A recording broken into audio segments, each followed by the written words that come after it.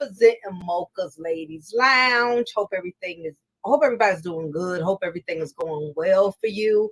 Hopefully the beginning of your new year is going to bring you abundant blessings beyond measure. So nevertheless, y'all, I wanted to do this quick little content or whatever. I wanted to share this little word with y'all this morning. Basically why I stopped attending church. So as y'all know, TD Jakes, um, he was recently allegedly exposed for hanging out with Diddy, which we all know is definitely one of the biggest demons within the industry. And you don't have to work around Diddy to even know that. You don't even have to be part of the echelon to even know it. Just anybody with any real spiritual discernment just knows that Diddy is not one that you would want to be in the company or in the presence of. Okay. I understand in the industry, you're going to meet people from all walks of life. Everybody's not traveling your same spiritual journey. And Diddy is one of those people. Hi, bye, how you doing? And that's it. As far as hanging out and parties and hanging out and and being in his company, going attending any of his festivities, which is really fuckstivities because they say there's way more sex and orgies, all kinds of stuff going on. And I'm gonna say alleged, you know, this has not been proven 100%, but it's already been pretty much put out there for many, many years, way before social media, way before Cassie had sued him, for all of those allegations. This has been something going on and floating around for a long time, but no one has never addressed it. And thanks to the blessing and the curse of social media, things that once upon a time used to could hide and sweep up under the rug, because a lot of us, I don't know about y'all, but I know the black culture, we've been raised in households in which whatever state goes on in the house stays in the house. You're able to sweep stuff up under the rugs. That was the old school way. But the new school generation, they letting it all hang out. They're telling it all. They're not no holds bars. They're putting it way out there now. So, and we have social media to thank for that because social media gives them that tool to be able to do so. But nevertheless, y'all, I will admit, once upon a time, I was I won't say a member, but I definitely used to listen uh to TD Jakes. I definitely was a supporter. That's the word, supporter. I can't say member because I wasn't paying member fees. I would tithe every once in a while, but I never paid member fees, so I can't consider myself a member, just to be honest. However, I remember when TD Jakes first came out. Um, his sermons was very, very authentic. It was simple yet real and authentic.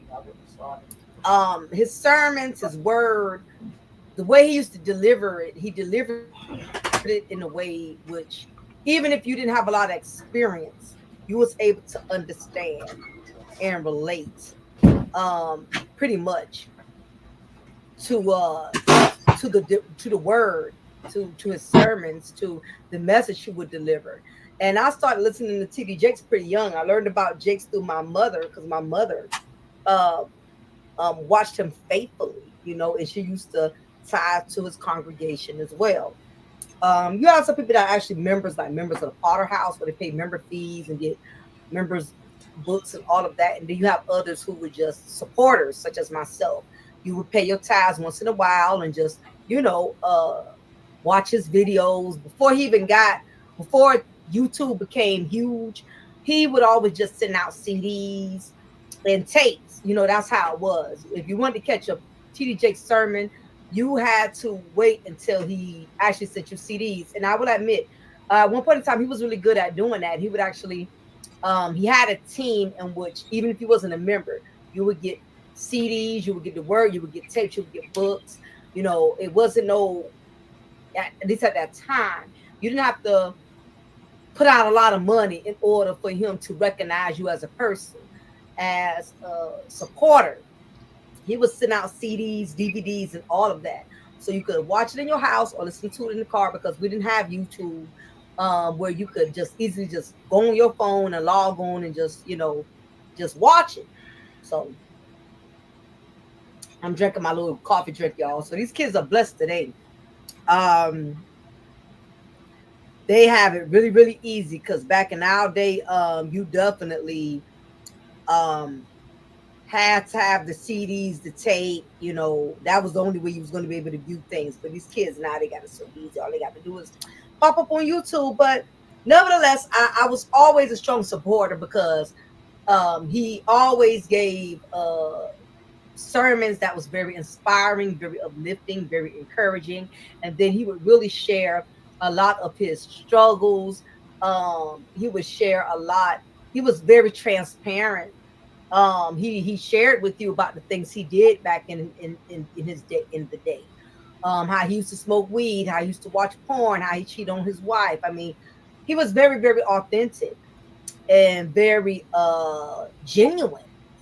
It appeared to be during that time when he first came out. I liked his message. Oh my gosh, is it the breakthrough? The Spellbound. I think he had one that was really popular called Spellbound. And I think he had one with Bishop Eddie Long, which you know as Bishop Eddie Long. Um, he did one with him. I think it's called The Spell Breaker or something. But those sermons were really, really hot and popping at the time. It really, really was. That was when he was sending out the CDs and the DVDs. Um, and like I said, oh, I'm typing something, y'all. To his truth. Yeah, sorry about that. But yeah, so he appeared to be very authentic then. And you notice sometimes when people first starting off in something um very major, whether if it's a job, a business, um a new journey, a new adventure, the passion is more authentic because the hunger and the drive is there because it's that new beginning of a new journey. Then over time, as you become very successful, as you become very well known, sometimes you start to lose your authenticity. It's kind of like a restaurant that's a grand opening. When it's time to earn a lot of customers, everybody's coming in, right? And that is when they put out their best dishes, their best burgers, their best fries, their best customer service. They're trying to earn and their revenue and earn customer trying to earn customers, the credibility of customers. So the work ethics are more genuine and real. But over time, as they start getting a lot of customers, things start changing. They change the menu. They start cutting back on things. They start being cheap. They're not using the same seasonings they used to use on their burgers because they want to cut back on money. They try to cut corners, and you just notice it just don't taste the same again. The next thing you notice, they're out of business. They're closed down. They're not making the money they used to make. Um, that's how I felt with I guess Pastor Jakes. I don't know if to call him that. I guess I'll still call him that. But that's how I felt. I felt kind of when he was more hungry in his life for God. Um he seemed to be more authentic. He seemed to be more authentic, and he seemed to be more transparent, and it just seemed more real. But as he began to get Hollywood, and I promise you, my mother told me this years ago. Well, me and her talked about this years ago. I called this out way before Diddy and all of that, and she can attest to this. She can attest to this. I had already called this out, and I told my mother about this. I told her Jake's is becoming a little too Hollywood. He's becoming a little too Hollywood. His sermons are becoming more hard to understand. He started using these big dictionary words, and I'm like, okay. And I understand as you get older, you become educated to things. Your vocab is going to change. Your language is going to change as you travel the world and you experience so many things. Your personality, your intellect and all is going to grow and expand. So therefore, it's going to change you. But it became more and more difficult for me to follow his word.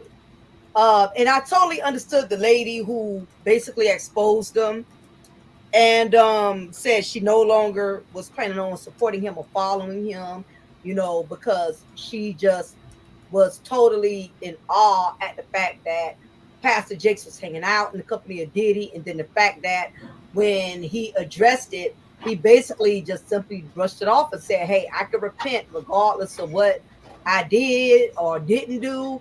I don't have to confess anything. All I got to do is repent and move forward. When that was actually his point in time where he could have used his lack of judgment as a ministry and say, look, yes, I had no business being there. I didn't. I did not use my best judgment. But what I can say is that I have learned, even in my old age, and even as a pastor of a mega ministry, that I'm not exempt from falling short from grace. And I need to work on bettering myself more so I can continue to be a blessing to this ministry. Versus, I'm not going to address that and I can repent. This is giving me Eddie Long low vibration. That's what I'm getting. Eddie Long did the same thing. Pastor Jakes doing the same thing Bishop Eddie Wrong was doing. Only difference is so far he didn't pay none of the victims off, as far as we know. No victims, nobody came through. As far as of yet. Okay, that's why I'm saying alleged. Because we don't know if this man did this for sure. Okay, we get it. We're in a world where people want a dollar. But my thing is, as a man of God, you're supposed to have the spirit of what's called discretion. You're supposed to know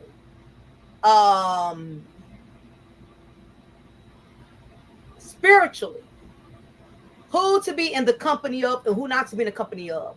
I'm just surprised that a man of Jake's stature and common sense that he would know that he would know better. Hey mom, what's up? Hey man, what you doing? I'm doing my little live podcast, but it's not really live, but I'm glad I got you on here because I'm gonna put you on blast anyway.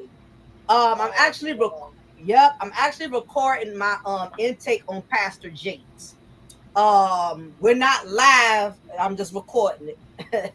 So I'm because I was gonna call you anyway. I wanted to get your intake because I was actually addressing the fact that TD Jakes seemed to be way more authentic when he first, when his ministry was first building. And remember how he was giving out DVDs, CDs, before he got big on YouTube. How when he was just developing within his ministry, how he seemed his ministry seemed more authentic and genuine because he wasn't in that celebrity realm.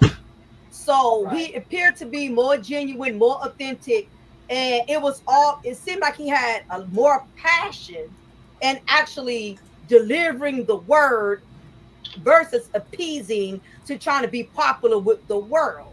He seemed to be more appeasing to delivering the word. That seemed to be where his passion was.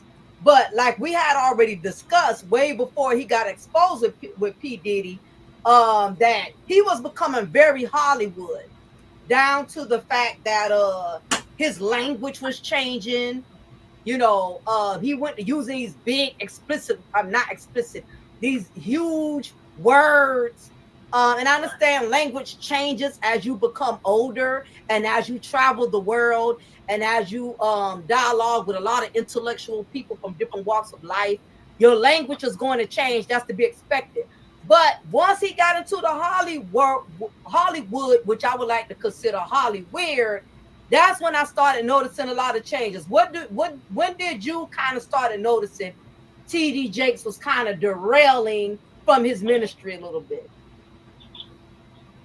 Well, me, you talked about this a while back, and I called you one day and I said, I'm kind of not beginning to understand what he's talking about. I'm like, because I'm from the old school here. Me and T.D. Jakes, first of all, we're the same age.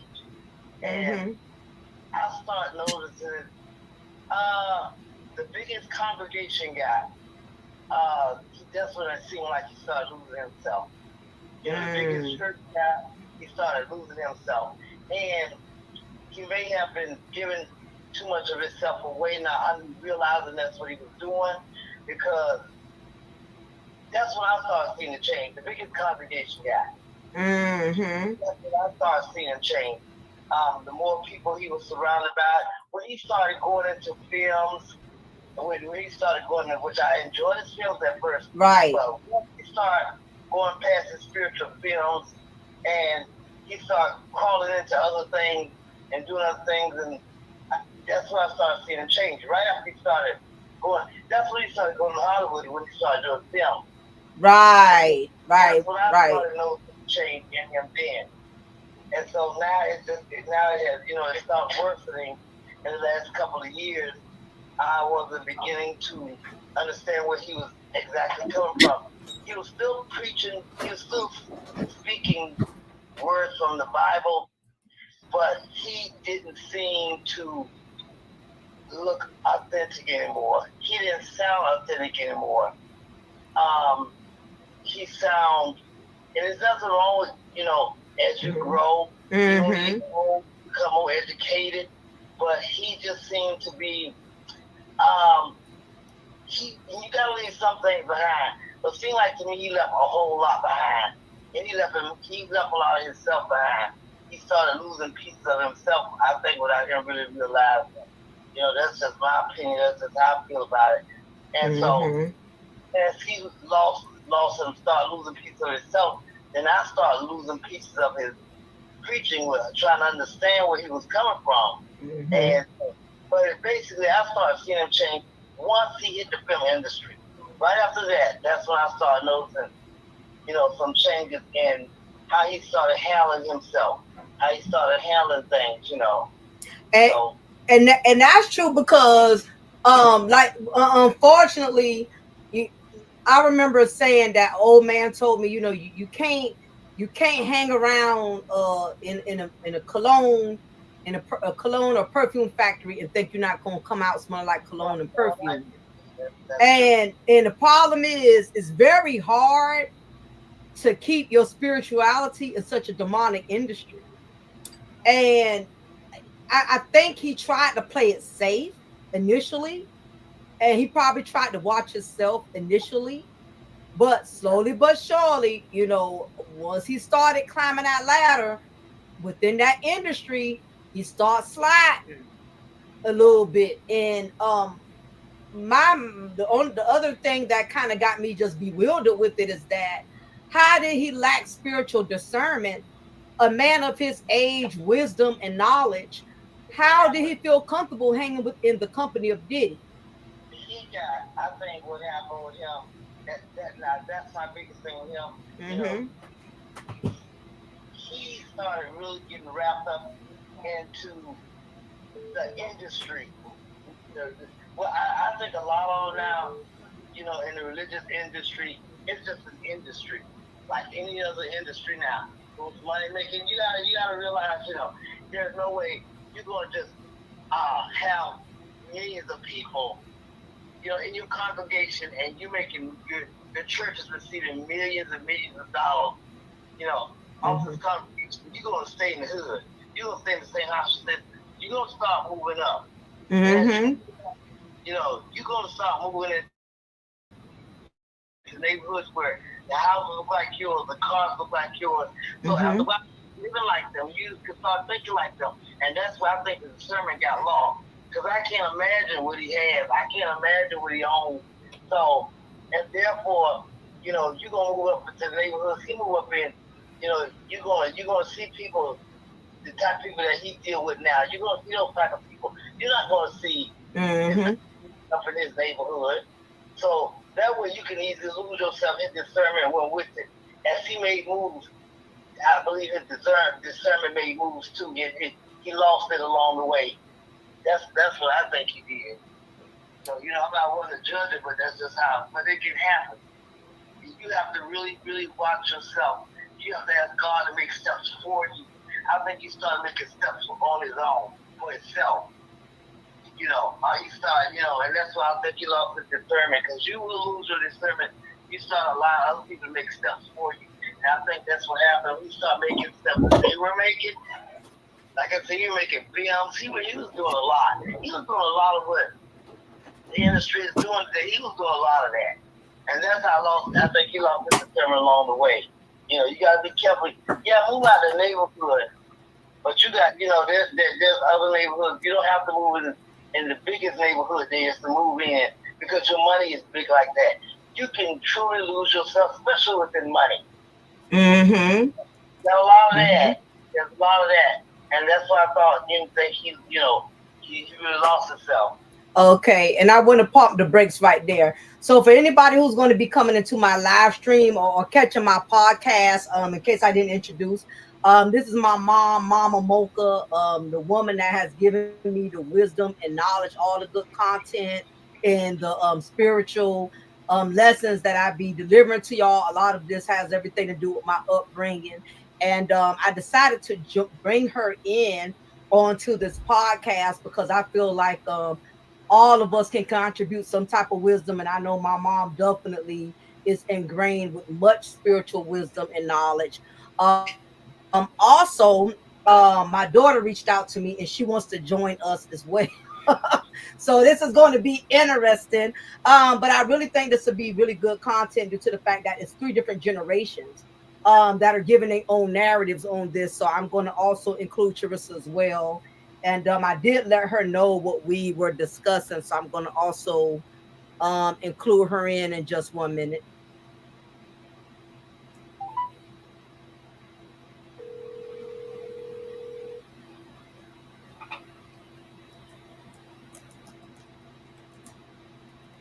Hello? Hello? Yeah. Hey, Rissa. Okay, I got both of y'all here. Keep in mind, we are actually on a live podcast. Hey, So, huh? I said, hey, Pooh. Hey, Grandma. Yep. So as y'all can see, I got two of the most meaningful women in my life on my podcast. I got Mama Mocha, my mom, and I also got little Mocha, my daughter, who's going to be joining in this conversation. So basically, what we're doing is we're talking about the situation with Pastor T.D. Jakes, who has been exposed, and we're going to say alleged, just to protect this content because we don't know if it's actual or factual, but based off of the information that we have received, this is the narrative that's being pushed. So, with that being said, Rissa, what is your perspective? And again, we want to try to give everybody a fair share to speak because I don't want to keep this podcast longer than what it need to be. What is your intake as far as TD Jakes being exposed? What do you think? What do you think caused him to end up in the company of um Diddy, being that he's a pastor who's supposed to have spiritual discernment? Well, What's I your just feel like overall, this is just the year of God just exposing everything and everything coming to the light. And mm-hmm. I don't know why would TD Jakes be around Diddy, but I know being that he is around Diddy, that just speaks for itself because him being supposed to be a pastor and him supposed to be having the spirit of discernment, how could you hang around somebody that's just so dark and that's just been accused of all things? Even if TD Jakes don't know if it's true or not, you could just feel the aura coming off Diddy. So why would TD Jakes be going to not only hanging with him, but going to Diddy's house parties, taking pictures with them? They have some type of alliance past prayer and him just whatever he say he does, pray for Diddy or whatever. They have some type of alliance way deeper than just praying. And it's kind of like yeah, yeah. Go ahead, Mom. Because I'm not even like I believe in God and I'm not perfect. I still got stuff I need to work on, but even me, I'm not even a pastor, and I wouldn't be able to hang around Diddy. Like you could just feel the aura, the spirit coming off Diddy. You could just feel it that it's just so demonic. So for TD Jakes to be hanging and partying with him and don't feel nothing, how are you a man of God and you hang around people like that? Exactly. And what's your intake, Mom? It's kind of like if I don't do drugs, so why would I hang around people that do? If I don't do drugs, why would I be in the company of people that constantly do drugs and allegedly did he do lots of parties and has messed up parties? I can't say the word, but why would I hang around somebody that do drugs constantly? Because they say did he party constantly? So why would I hang around somebody that do drugs constantly and I don't do drugs? And you know, Mom, like me and you had talked last week. I was saying, see, the problem with money, just because you have money, it don't mean you need to roll with other people that have money. Because what tends to happen is people with money compromise their morals. It very rarely is it easy to be in alignment with your spirituality and not allow materialism. It is to also not cross, not intermix with one another. It is very difficult to try to be around that kind of money, that big money like that. You have to actually love. You have to love money. You have to be willing to do almost anything to be around money because that the level that they're on as far as money goes and the things they do with their money, it's just way off the chart. I definitely couldn't hang with them. I couldn't. Yeah, but see, if they didn't have that money and they had that type of spirit, I just couldn't deal with them. I'm not perfect at all, by far. Exactly. But see, that's where money makes people compromise morals, because you're too busy looking at being in the company of this person. You're looking at it like it's just a business arrangement, or it's just well, we're celebrities hanging out as celebrities, but in the conjunction of that, unfortunately, you're not understanding that you're putting your morals in jeopardy because you feel like because you got money, you should be able to hang with people who got money. All company ain't good company. Even if y'all got the same thing, that don't mean y'all need to be hanging out, because your moral, the mindset of your morals are supposed to be different from that person, even if y'all both rolling their money. And all money ain't good money. And money travels from hand to hand. Money is one of the filthiest things, believe it or not, on this earth that you can really get sick from. Money travels.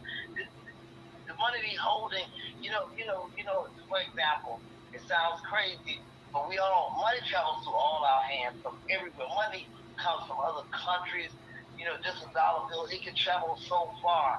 And like I said, I don't care to take money from any and everybody. That's just me. Because I know money carries spirits as well. That's the way I feel. That's the way I feel. And you will find yourself money will have you money is not everything. And it is not. Like I explained to both of you guys a couple of weeks ago, money will make you comfortable. That's all it brings. Nothing wrong with comfort.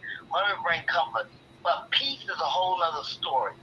Exactly. See, money don't bring peace, but it will bring some comfort. Now, peace through Christ will bring comfort, money, and everything else you need. Now, money alone, it'll just bring you a little comfort, but that's it. It doesn't do as much as people think it does. And it'll put you in debt too. Oh yeah. Now another thing, so we could switch gears right quick. What is your intake? And I'll start with you, Russell. What is your intake on church these days? How do you feel about church? I feel like churches churches. I mean, some churches are good churches, but I feel like they're just not doing their job how they are supposed to. And I feel like a lot of churches, um, being that money is involved, like a lot Mm-hmm. of pastors and stuff like that, they scamming people out of their money. They bragging about how big their house is, how many cars they got, knowing the people in churches in need. Church is Mm-hmm. just not how it used to be church. A lot of church is just business to a lot of pastors than it being a home or a Mm-hmm. sanctuary for God.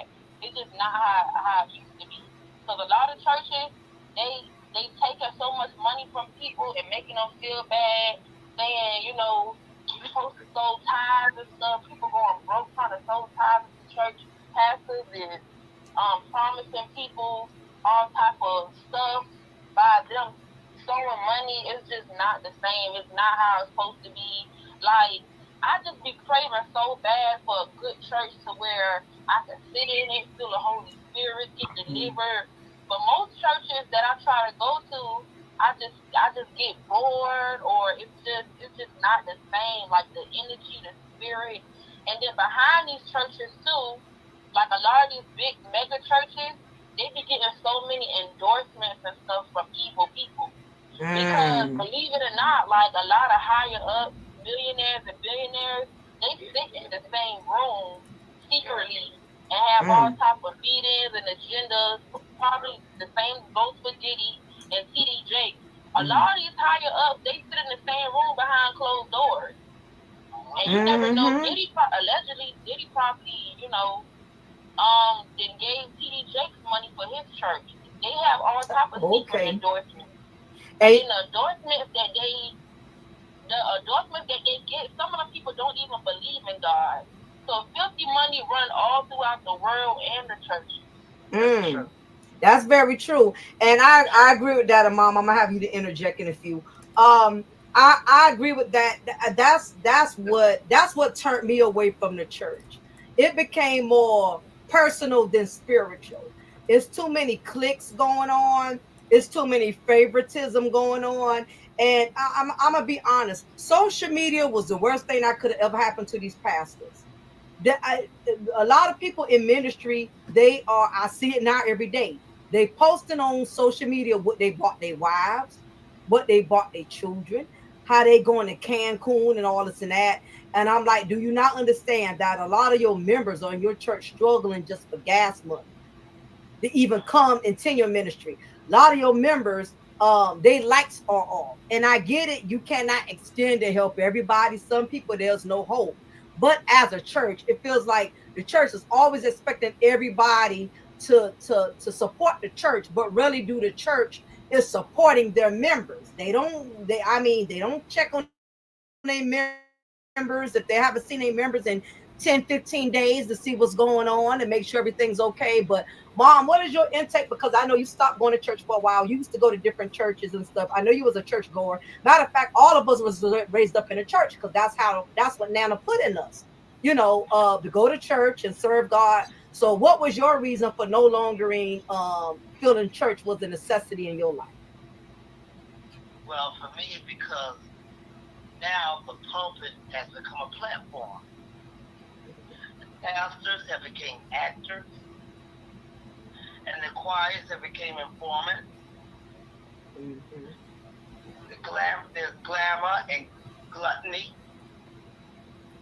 That. and I feel like social media is the devil's playground, and so all of them fall into that. I stopped going to church because I couldn't. I always, Jake's was who I looked for ministry, but I never looked at him. I always looked to the word. I like the way he delivered the word. That was my thing with him. That's what any church Mm-hmm. I was like, if I like the way they deliver the word, that was good for me. I never looked at the pastor said, I'm following no. I never followed no pastor, no man. I never followed anything like that. I always just went for the word itself. I really did. So I stopped going because now it's a platform. It's not a pulpit anymore. I mean, everything is glamorized, everything is big, everything is huge. It doesn't take all that, just to get close to be close to Christ. And so everything started just coming out of the woodwork that was being hidden the whole time. And I'm discernment. That's why I don't go into church anymore. Like I used to get discernment. Discernment came into my life. I mean, God just showed me a whole lot, and I heard a whole lot that didn't sound right, and God would speak to me. I got so close to the Lord, I'd ask Him to show me things. And once He started showing it to me, started talking to me, I'm like, no, don't go there. Don't do that. Do it like this. So I just listen more to Him. But I went to church because of the word itself. I never went because of the pastor stuff. I never been close to any pastor. In church I went to, I never got close to the pastors. I never got close to the ushers, the choir, because I was basically one just for me to have my relationship with God. So that's why I stopped going, because everything now is so glamorized, and the Apple, and like I said, they started using the pulpit for a platform. Yep. And I would like to add two other P's. Like you said, they use it for platform. They also use it for profit. Yeah. And they also use it for popularity. It done got church done got more so consumed on the world instead of the word. Everybody's trying to it's become clout chasing for me. And now it's gotten so bad to the point to where celebrities done had to reach a whole new level of admiration to now they using pastors. It's so much. Bishop Jake began to look like he was looking like a movie star on the platform. He was looking like a celebrity. He don't even look like a pastor. Y'all saw when he had on that all red suit. He been stopped looking like, he hasn't looked like a pastor in a long time. I'm not sure how it's supposed to look, but it's not a comfortable feeling for me. It's just more and more glamour. And I'm not saying that he wasn't blessed. First of all, you blessed to even be up on the pulpit. Period. Even if you playing with it just to be able to get up there, it's almost a blessing. But hey, it's between Him and God. I know the Lord said in the last days, I will leave no stone unturned. So on that note, switching gears again, why do y'all think there's been so much exposure lately, starting with you, Rissa? Why do you think all of a sudden, all of these celebrities like Diddy and all of these comedians recently, why do you think all of this now is starting to become a trend? Exposure is becoming a new trend. Why you think exposure is becoming a trend?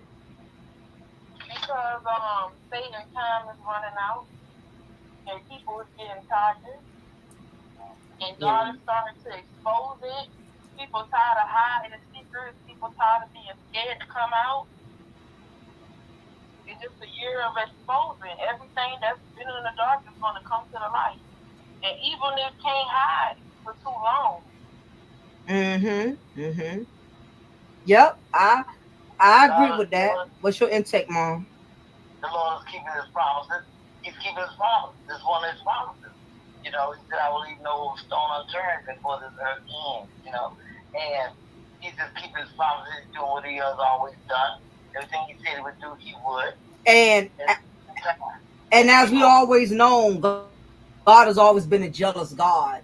And I think He's just beyond fed up with the idolizing, because idolizing is at an all-time high. It's too many people worshiping the Beyoncé's, worshiping the Diddy's. It's a lot of celebrity worship. The devil want to show out, and God want to show. The Lord want to show out too. So I guess they both that war showing out, and the Lord already promised. He said, I will win this war. Exactly. And I agree definitely with that, because like I said, it done got to a point to where people with money, a lot of their faults would be overlooked. A lot of their dirt would be overlooked because of their status and because of their money. But now it's to the point now where even their money ain't covering them at this point. because like we said, we've been hearing stuff about Diddy. We've been knew it, but because of what he was, a lot of people were scared to exploit him and to put him on blast. But what's starting to happen is now God is bringing it all to the forefront. Go ahead. It was a time. It was a time. God has his own time. His He time sure is did. it just wasn't his time. His time is living on ours, and there's many more to come. There's many more to come. It's So the only many. thing I can tell everybody is put your seatbelt on. Hold on real tight, because there's gonna be more to come. These are people who, we've indebted ourselves into in many other ways, not even knowing it. Not because we weren't obeying God. So he said, trust, kept saying, trust in me, not a man. Trust in me now, not a man. And we trust in man We for do. so many things until, now a lot of us in debt behind it. A lot of us have lost our way, spiritual way behind it. But thank God, he he's forgiving. He's forgiving. He understands. And Hmm. like I said, and I'm not jealous of anybody that's on top because There's a lot. There's a lot on the top now. It's a lot that come with it now. yeah, I always tell y'all, the higher you is on top, the longer the drop. So The so longer the drop. so another the switch gears, because like you just made a valid point. Well, one of y'all said it earlier. I can't remember which one, but the fact that we're in our last days.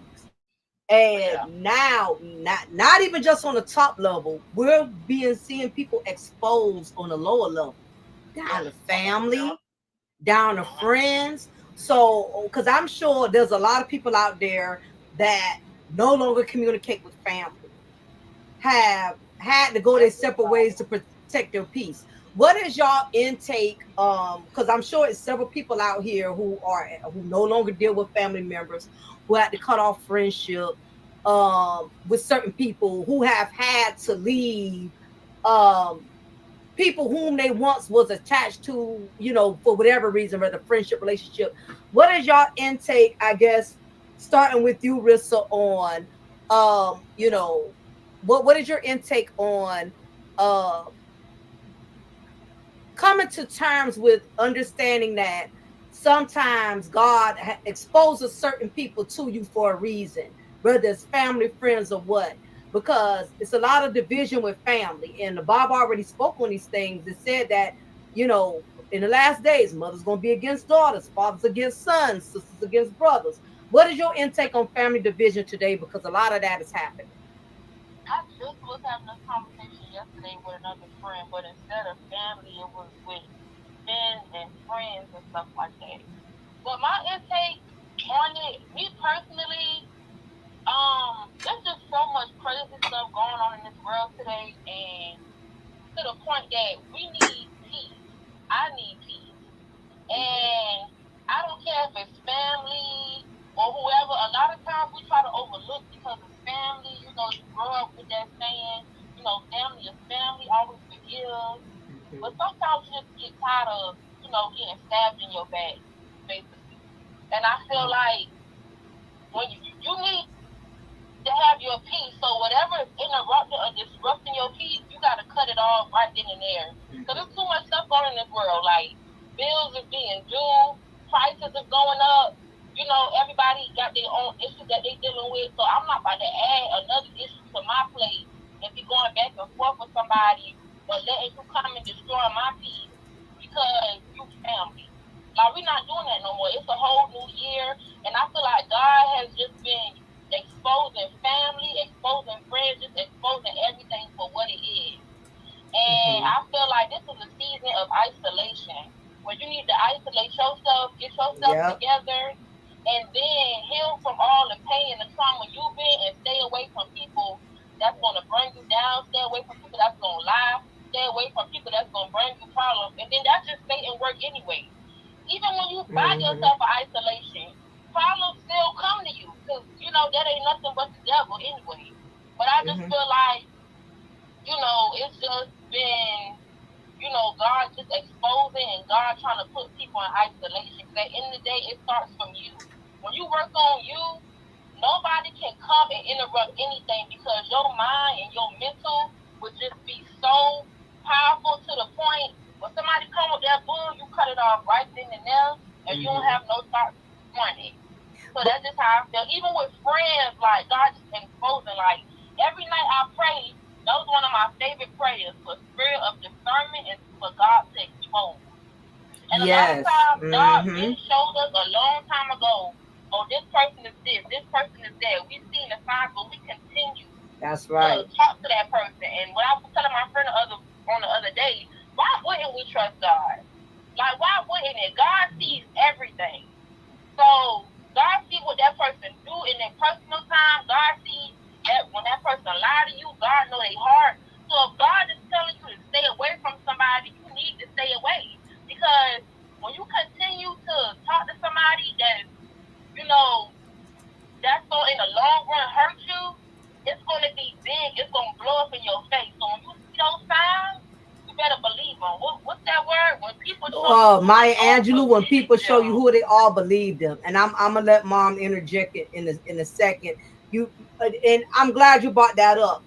I'm the truth of the matter is toxicity is transferable. Some people have come up in toxic situations, and some people function better when it's toxic. Everybody cannot function in peace. That's just the bottom line. You have some people, they have to stir up strife and confusion to feel validated. So mom, what is your intake on protecting your peace, even if it means eliminating yourself from friendships? Because we use history as an excuse to hold on to people. Well, we've been knowing each other for 15 years. Oh, that's my sister. Oh, that's my brother. That's all I got. I ain't got no other family. What is your intake on protecting your peace, even if it means eliminating and getting rid of family or friends? Well, first of all, for me, like I said, discernment is a very important word now. Discernment is a very godly word. Having Discernment. discernment. That Mm-hmm. comes. Now, God has never given us a reason not to trust Him. He has never given us one reason not to trust Him. You trust everything and everybody but Him. He did not put these families together. That's what I really think. He already said the last thing, we were going to separate, mothers going Mm-hmm. daughters and sons will be against fathers and so on and so forth and so on, on and on. He never put us together because, see, anything you do in this life, you're supposed to ask Him and go to Him first and ask His permission for it. If you're going to date this person, if you're going to marry this person, if you're going to be this person, you ask God for His permission first. That's most of us. Mm-hmm. So basically, we all got together on our own. Well, I like him. I like her. He looked good. Whatever the case was, and the next thing you know, you marry, you make a baby. Then go to God first for anything. So God didn't put half of this together. We did. And that's why Mm-hmm. we may not even belong to each other in the right way. You're I right. don't think we belong to each other in the right way. And that's And why yep. I feel like families are separating under God, and it's definitely doing under God's word because He said so. And He didn't put half of these marriages together. He didn't put. I don't think He put half of none of this together that we have done. And do you think, being that you're being that you're saying half of these things, we didn't put together, do you also feel like some of these things were already broken way before we even was born? Like You a know, lot of things were already the family tree, family alignment was already damaged, and we just was I always bring it up to y'all. Look, right. God put Adam on this earth, and Adam and Eve on this earth, and He put them in the Garden of Eden. He had everything we needed. Everything was there. They had plenty to eat.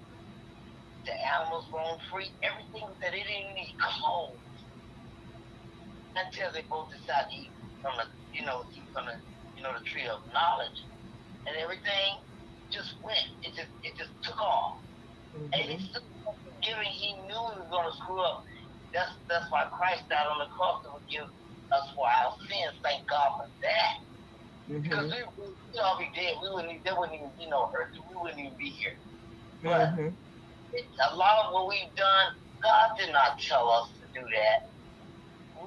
He didn't tell you to marry so and so. He didn't tell you to have babies from so and so.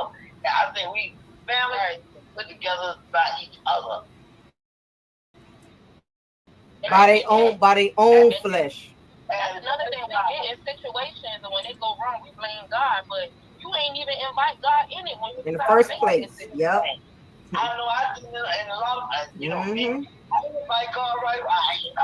You wait till you get in and get messed up. Then go, oh Lord, help me, Lord. You know what I'm saying? When He said you're supposed to go to Him first, He said, put me first before everything. You come to me first, and we didn't, and now we all paying for it. Mm-hmm. You know that's what I feel. I'm not saying I'm truly correct, but not going to Him and asking Him for a family the right way. Not asking Him, is this directly, Lord? If not, show me. We didn't do a lot of that. So we want people have them. We might have kids. I might not even supposed to be your mother. You never know, because I went into what I went into, how I went into all my relationships. In other words, when we go into things without God's consent, we have a way of derailing the plans He really had in store for us when we go against His will. We've been through this stuff a long time ago. We've been told this, and I ask God all the time to forgive everybody, forgive each and every one of us, because some of we just didn't know. We just didn't know. Right. And, didn't know. My mother taught me what she knew. I taught y'all only what I know. Y'all teaching each other what y'all know, And I had to ask God the other day, Lord, forgive me if I raise my kids wrong. Even though my kids have never given me the word, y'all ain't never been nothing deep. Forgive me if I raised my kids wrong, because I'm thinking I was doing right, because I just didn't know. So I just answer forgiveness all the time, Now, another question is that, when we try to push for things, whether if it's friendship, relationship, when we try to make certain things happen, and for whatever reason that door doesn't open, do you feel that's God's way of protecting us from certain things when He denies us of not being able to have access to certain people or certain things in our lives?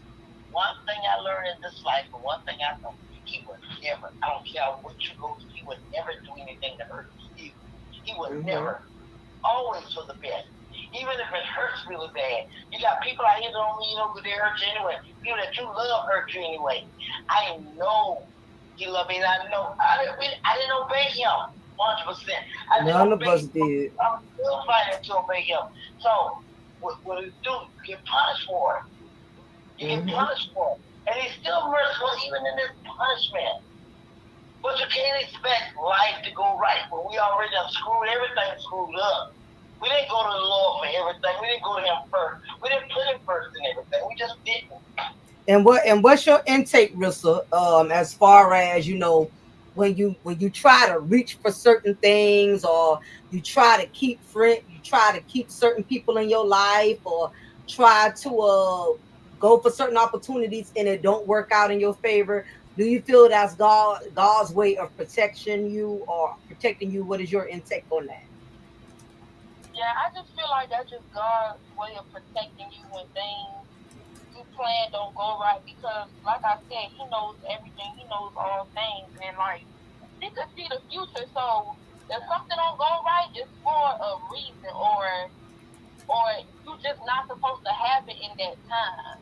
Like when Time relationships is don't go everything. right, when people that you thought you was gonna be friends with forever, God knows that He knows that in the future it's gonna destroy you or it's gonna hurt you. So that's why He cut it off right then and there. Yes, Because certain God things wants us to will have, your purpose. yeah, God wants us to have, He wants us to be fruitful, and the branches that's like not of Him or that's gonna hurt us, He gonna cut them off. That's right. Whether we want And it or not, that's and true. it might hurt, and we might be like, God, why? Because we don't understand it, but He will give understanding in the future in their time. And then when you get it, you're gonna be like, I thank God that happened, because I would have just been lost. Right. We have to. In other words, His we answer, like I said, it may not come out the way you want, but if you're not God, and I know that He loves me, and I know He loves you, and he's going to do what's best for you. He's going to do what's best for you, and if you trust and believe in it, you know. You got to realize you've already screwed everything up.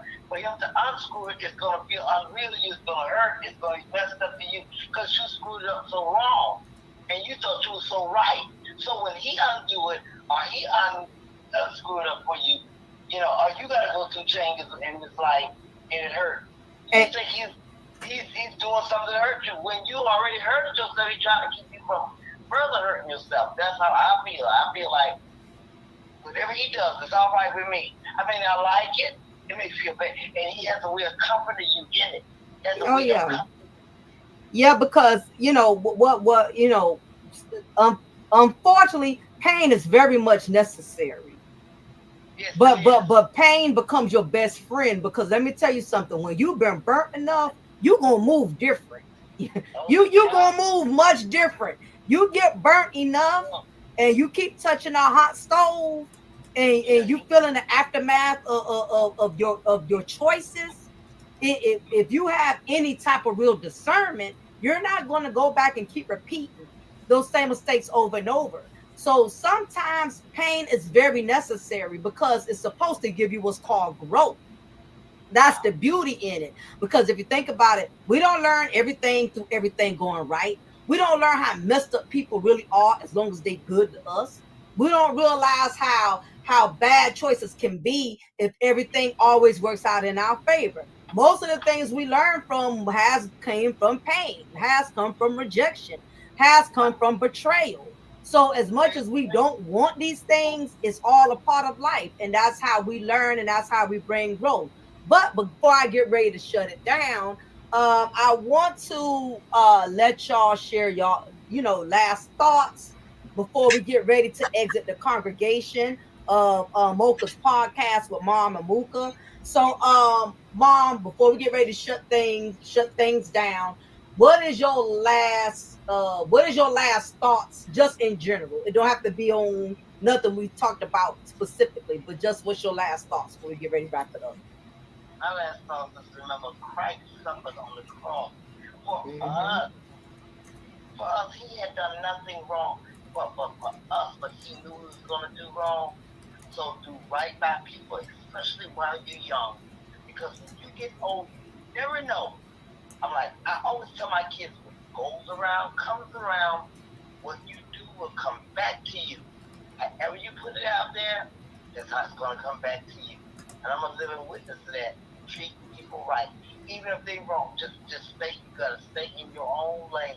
Stay in the lane of God. You know, there's the whole saying, keep your eyes on the cross. And you definitely have to now. I You and definitely have to. I'm glad you said that, Mom, because that's really the main key ingredient. Everybody's not understanding. It has this life really has a lot to do with how you treat people. Yeah. That has not registered yet. It hasn't Yeah. registered yet. The People don't understand the significance of that. You have to be mindful how you treat people, because life is very fickle. It doesn't matter if you're sitting good right now. The same people you pass going up, you're gonna have to pass them coming down. Now, believe that. So you're gonna have to Because be very mindful. everything that goes up must come down by gravity's law. Everything goes up, it must, and it will. I live long enough to know it will come down. I've seen it go around and around a circle, around my friend. I've seen it. I'm like, when we was younger, I'm trying to tell you. Karma has everybody ass dressed. And what's your last thoughts, Rissa, as well, before we get ready to end this, because we're going into an hour. So I want to get ready Okay, to this shut is another thing that people don't realize. Everything is spiritual. Right, baby. Everything. Who Right. Mm-hmm. you hang with, who you Right. sleep with, Right. you Yeah. around, what you consume, everything matters. Like a lot of people feel like, some stuff it don't matter, it's not that big, it's not that deep. It is. If you hanging Mm-hmm. around somebody Yeah. and when you leave you have anxiety, when you around them you uneasy, you uncomfortable. If you just started sleeping with somebody and all of a sudden you got car problems, you in chaotic messes, everything is just Mm. not seeming right, you're losing money. Pay attention to who you sleeping with. who you allowing inside your body, who you allowing around you, because everybody got spirits and everybody deals with demons. And when you hanging around somebody, your spirit and your demons, y'all all hanging with all of that. When you sleeping with somebody and you wake up, you get up out that bed, whatever he had, you done left with it, physical and Yeah. spiritual. So you got to be careful who you hang with, and you got to look at those signs, the signs that you get from hanging with people, from sleeping with them, even friends. Yes. Mm-hmm. What you are, what your eyes and your ears is the gateway to your soul. What you listen to, Mm-hmm. what you look at, is going to be a part of you. With friends that's not giving you good advice, you're going to start thinking that's good. People you around, you're going to become. So you Mm. gotta be very aware of who you hanging with and what are you doing, who you sleeping with, and all of that. Your body is your temple. Love it, respect it. Don't let anybody just use it and abuse it. Sex is just not casual. Sex is a very spiritual thing. Yes, it was this Baby. guy I was dealing with. I was not supposed to be dealing with him, and God gave me plenty of signs. God gave me such a Mm-hmm. sign as I was on the way to see him and got in a car accident. And I'm just Mm. thinking, oh, a regular person would just be like, oh, it was just a car accident. I looked at it as that was God's sign. Mm-hmm. I don't want you around this person. You don't need to be talking to this person. And the thing is, you can ignore God all you want to. But when it Mm-hmm. blows up in your face, when Mm-hmm. God wants you to stop doing something, you're going to stop doing it. Whether you die from it, whether you get hurt from it, whether Mm-hmm. you get pain from it, whatever. And it's all in your best interest. That's right. Because Amen. he's love. He's nothing but love. He loves you. No matter what, he's nothing but love. He really is. And when something Absolutely. goes wrong, don't be Mm-hmm. upset and be mad about it. Just think that ain't nobody but God. Friends I had for years, they acting funny about the blue. I'm like, oh, Mm-hmm. that ain't nothing but God. God is showing. This is a year of showing, Exposure. Yep. exposure. This is a year where you be by yourself, that isolation. You get to learn yourself. This is a year where you start respecting your body. Like I'm Mm. 22 years old. Like I didn't did a lot of stuff that I ain't had no business doing. I done learned a lot of stuff. This is Mm-hmm. my year where I'm celibate. I'm having respect for my body. I'm going back to the word. God said that I Mm-hmm. am beautiful. God made me how He made me. God Mm-hmm. said our body is a temple, so that's what I'm going back. Being that I know my body is a temple, I'm not out here having no casual sex with just anybody and, having one night stands and out in the club doing this and doing that. I'm doing as such because God said I was beautiful and this is my temple, so I'm going to respect it. And a lot of times we think that, okay, with being a Christian, with believing in God, you can't do nothing, you can't have fun no more, Right. everything is a sin. Not true. And the thing Mm-hmm. it is true. That is how humans feel. It is true in That's a right. sense. But the thing about it is, even though that's the case, it's protection for you. Mm-hmm. It's not that God, when God says, don't fornicate, it's not that He don't want you to have fun or He just wants you to be in the house and not do it. It's because it comes with so many issues. It does. STDs, people be in love real bad, they commit suicide, problems. You gotta Mm-hmm. argue with this person for life because y'all got a child. It just comes with so much stuff, depression, anxiety. It just spiritual soul ties that take months and years to get over. It just Mm-hmm. comes with so much stuff. The reason why God has these Mm-hmm. rules in place so you will not get hurt. Exactly. Well, I will tell you one thing. Both of you ladies was on fire today. I'm so grateful for the both of you, Mom. I'm definitely grateful for you for all that you have endured. I respect and admire your strength. I know you don't hear that every day, but I'm very grateful of your wisdom and knowledge that you have instilled to me. That I was indeed able to instill to my daughter, which in turn, hell, she's teaching us everything we don't taught her. So it's a blessing that three generations are able to have this type of dialogue. And so all of my subscribers who end up hearing this, this is the reason why I did my first podcast. Some of you may remember if you've been following me for years on my other channel, me and my mom have done podcasts before. But the reason why I decided to do this podcast was I felt it was very imperative that we have three different generations of knowledge. It's very necessary that not only older people, younger people also can benefit from this type of discussion. So definitely want to appreciate my daughter. She just had to hang up. She's in the military, so of course, they probably got her on duty or doing something. But I appreciate everybody who was able to listen to the podcast. If you did indeed enjoy today's podcast, please make sure you hit that like button. I'm going to be doing a community tab poll. If you enjoyed the podcast, please let me know, because depending on the numbers, I'm going to continue to keep doing more podcasts with my mother and my mom. So if you enjoyed the podcast, definitely hit that like button. Leave your comments below. Let me know what you thought about today's content. Also, before you leave, do keep in mind that I do sell cable. Cable is only $25 a month. So those of you who are interested, make sure you hit me up. Valentine's Day is coming up as well. So I appreciate all of y'all for hanging out, listening to Mocha's podcast with Mama Mocha. So we're going to go ahead and end this segment. Thank y'all. We appreciate y'all. And we going on. And again, stay in God, y'all.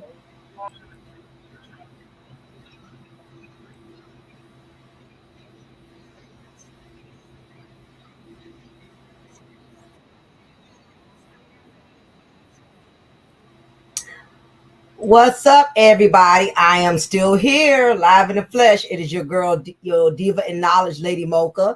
As y'all can see, I shared a live, pre-recorded podcast with my mother and my daughter. I had to put them on the spot. I had to put them on the spot because I've been trying to get them to do a family podcast with me.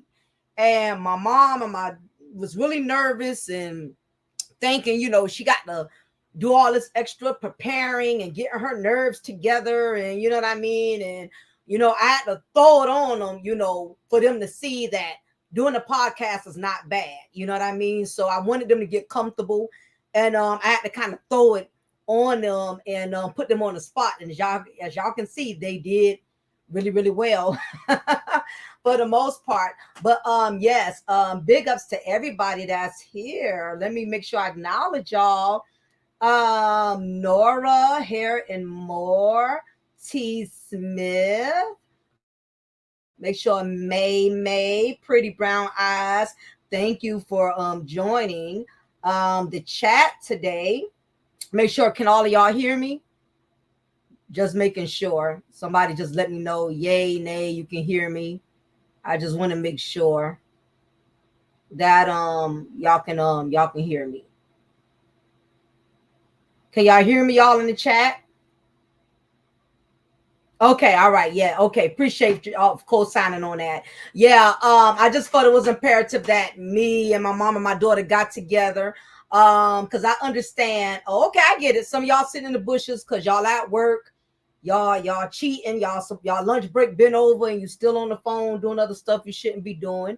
You sitting at that desk, sitting at your desk on that phone. I totally get it. But yes, I want to interact with y'all because I know it's been a while since I actually spoke with any of you. So before I officially log off for today, if y'all want my opinion about anything and want to ask me any questions, you're more than welcome.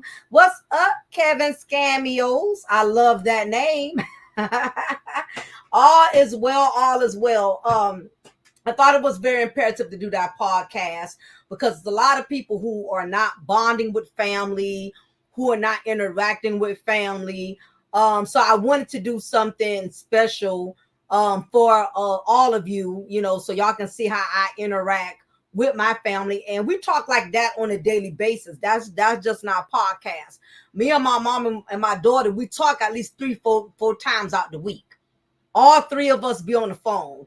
And it's very imperative that each generation have to school the next generation. You have to make everybody aware of your generational curses. The problem with a lot of Black families that I notice, we have been taught that what goes on in the house is supposed to stay in the house. It's very imperative that you are transparent with the next generation, and you be honest with them and you tell them about the generational curses. That way, when they encounter it, they will know how to identify it as soon as they are approached with it. You have to be honest. Tell your children, hey, alcoholism runs in our family. Okay? Your granddaddy was a drunk. Your great-great-granddaddy was a drunk.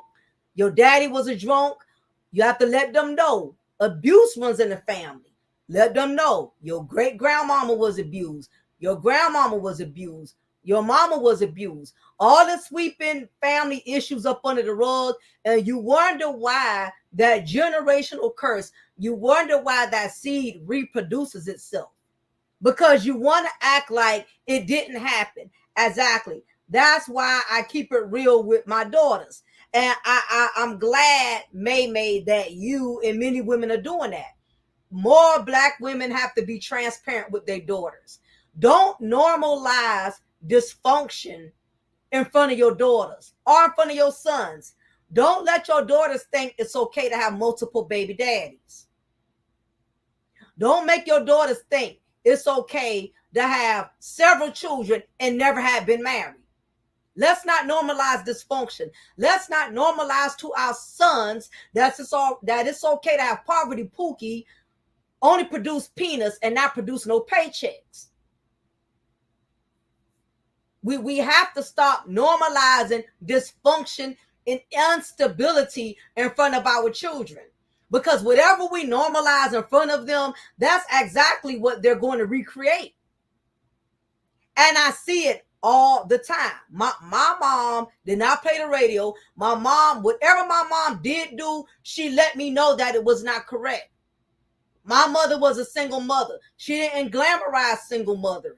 My mother did not say, "Oh, girl, you can be the man and a woman. You can be both. It's all right. You don't need no man. I did it by myself. You do it by yourself." No, we did not pass down dysfunction. She let me know how hard it was. She let me know this ain't what you want. Just because I did it this way, you ain't got to do it this way. And I tell my daughter the same thing. You don't have to normalize. Let's not normalize the struggle. Because when we normalize it, it repeats itself. And that is the problem. Titus, 2 women I love refreshing the day. Absolutely. And that's why I'm going to be doing more podcasts with my mom, with my daughter. And I'm going to still be doing my own thing like I've been doing. But every once in a while, I am going to be doing podcasts because there's so many young women that need to be reached. And I feel like that's where my daughter comes in at. And this just comes from the wisdom of knowledge my daughter has, is because we've been talking to her since she's been 5. I let her know about the birds and the bees and the trees. I've been very transparent with her about how men will treat you. We've been schooling her since she's been 5. That's all of that wisdom and knowledge that you've been hearing her spill and regurgitate. That has everything to do with the fact me and my mother both joined forces in structuring her. And this is the problem. A lot of Black households, there's not enough structures. These young women today, they need both their mother and their grandmother. They need their father and their grandfather. These young women today, they need so much structure. And it's very scary because I see a lot of these young women lost. I see a lot of these Arians that are lost. See a lot of these women that are seeking DNA, dick, and attention, not understanding all of the pain and the shame that's going to come behind it. Pretty Brown Eyes says yes. And we also have to be that example when we don't see one. Time to break the generational curse. I totally agree with that. A lot of people people fear having to be the trendsetter. A lot of people they fear that. And I totally agree with that because, again, I grew up, even though all of my fathers were active, I had a biological father and a stepfather that was very active in my life. I saw the struggle of my mom being a single mother, having to do it by herself.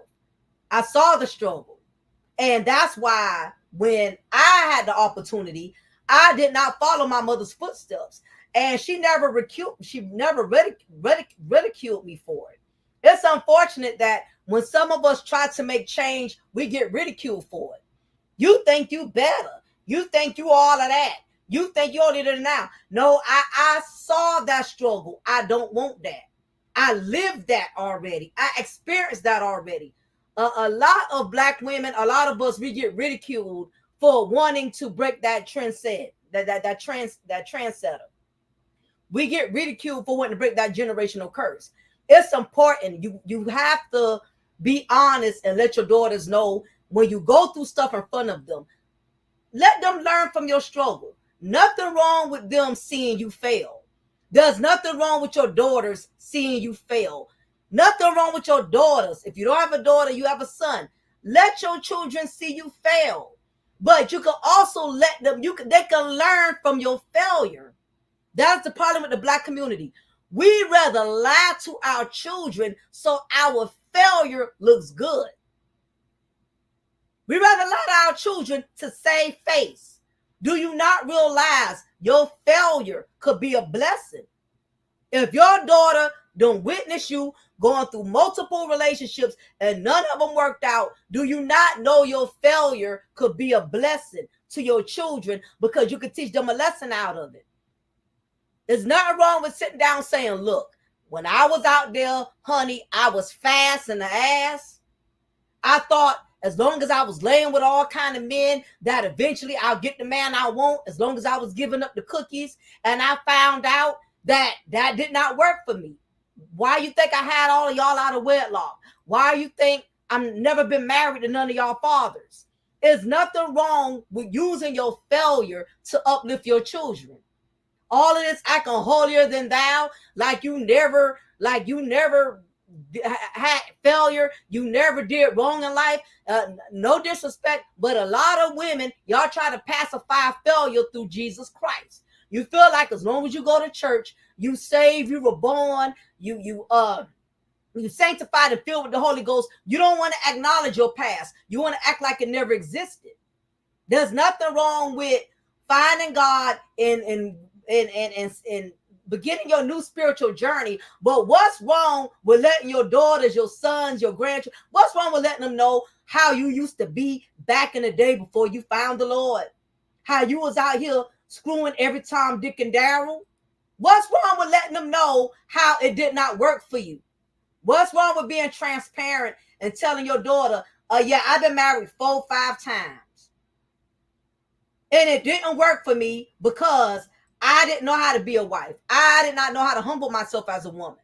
What's wrong with telling your son, don't become the type of men I've been with? What's wrong with telling y'all sons that? What's wrong with telling your son, don't treat women the way your daddies used to treat me? Be better than your father.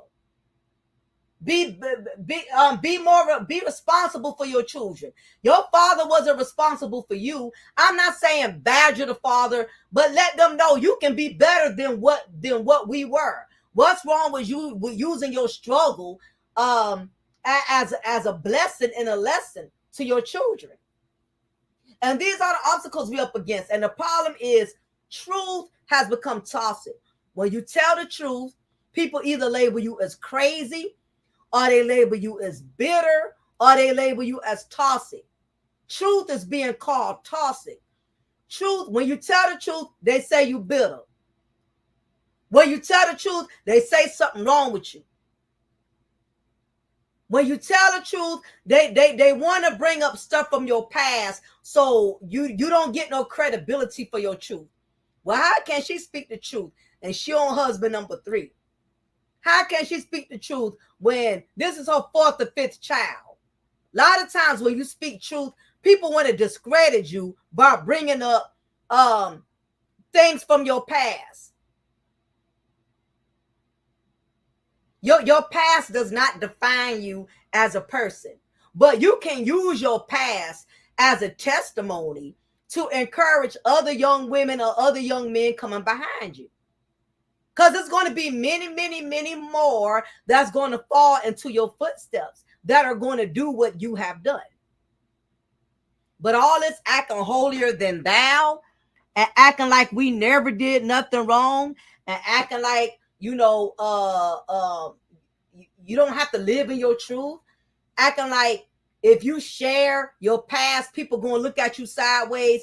Once you know God has delivered you from your past, you have nothing to feel shamed about. You can share your story. Honey, I've been in the streets. I used to prostitute. I used to work in a strip club. I was very promiscuous. I did not respect my body. I've been with married men. Your truth can save somebody. But all this sitting up here acting like you never did nothing wrong, you never failed, you never fell short. All you do is basically stunt your blessings. But definitely, y'all, I appreciate y'all for hanging out with my podcast. I am going to leave a poll. I'm going to leave a community poll on my community tab.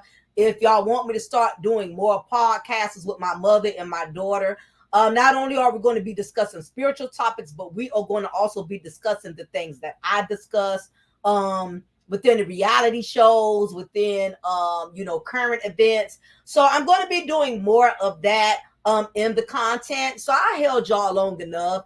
It's going on 1 hour and 30 minutes.